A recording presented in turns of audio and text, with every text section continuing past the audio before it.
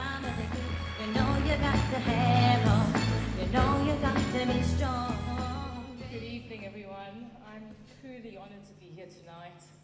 Thank you so much to One Kind Act, and of course to Alicia for including me in this wonderful fundraising opportunity. As you heard, I'm a speech and language therapist specializing in assessing and treating people with communication problems following stroke and other head injuries. It's truly inspirational to work with people like Alicia, who shows such courage and positivity to what can be a major obstacle in one's life. As I'm sure you're aware by now, a stroke is a major medical catastrophe and fatal in 1 out of 30 cases. As a stroke involves critical blood supply, nutrients and oxygen being cut off from the brain, the affected areas become damaged or die. Depending on where in the brain the damage occurs will depend on what type of impact it will have on the person, whether it be speech, movement, language, balance, and so on. There are different types of strokes, but the often more catastrophic stroke is a hemorrhagic stroke, where there's a bleed or burst artery in or around the brain. This normally requires emergency surgery to save the person's life, and this is the type of stroke that Alicia had. The scariest thing about a stroke is how quickly one's life can dramatically change in an instant. One day you go through your motions of a normal day, taking for granted your ability to walk, speak, work, and the next you're literally struck down by a stroke, hospitalized, unable to move or communicate or make sense of the world around you.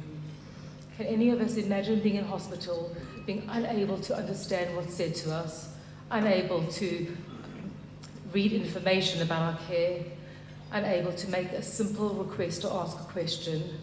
This is what Alicia and so many others who've suffered strokes have had to endure. People who later recover describe this experience as frightening, isolating, and very disempowering. Alicia had a brain hemorrhage that affected her ability to both understand and speak. This is called aphasia. Aphasia means difficulty understanding spoken or written words and or difficulty formulating one's ideas into either speech or writing. Aphasia does not affect someone's intelligence. Fortunately for many, recovery can be made through multidisciplinary therapies. For those with aphasia, speech therapy is required to rewire the critical speech and language areas of the brain. This means that following damage, the brain begins to reorganize itself and make new connections around the damaged area. So if we imagine King's Cross Station being closed for a year, then everyone would have to make alternative changes to their journey to get where they want to go. This illustrates that if one part of the brain gets damaged or out of action, other routes can compensate. With hours of repetitive therapy, one ensures the best chances of rewiring the brain for success, whether it be movement or speech. Can any of us truly imagine the strength of character required to embark on this incredible relearning? This becomes a full-time job for those affected and takes enormous dedication, motivation, and determination. Along the route, Alicia, for example, has had to literally start her relearning from scratch. Initially syllables, then words, then sentences, word meanings, and the subtle differences in meanings that we all just know and take for granted. She's had to rewire the difference between land animals and sea animals, the difference between water and waiter, the difference of when to use he versus she. Because aphasia is such a hidden disability, it's often overlooked entirely. Alicia, after all, is walking, looks so beautiful, smiling, and appears exactly as she did prior to her stroke. Only family and carers really understand and worry.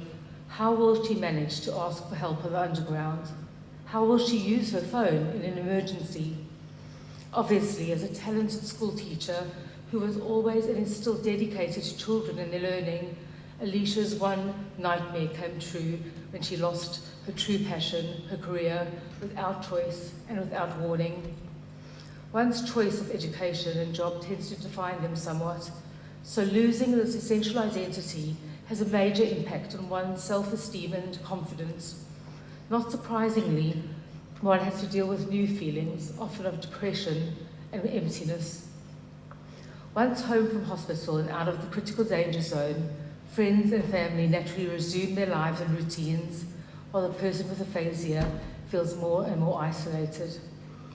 Through my work with Alicia over the past 2 years, and with the amazing support of her family and friends, she has shown such strength and courage and has taught me so much.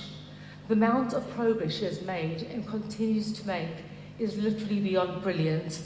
From understanding complex conversations to writing stories in her own very honest and inspiring online blog, to being an ambassador for aphasia and stroke awareness on both national TV and newspapers, to putting herself forward for multiple charity voluntary work positions with children.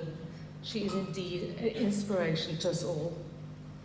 But dare I say this, Alicia is one of the lucky ones. Not everyone receives the help they need. Thank you so much for listening and enjoy your evening.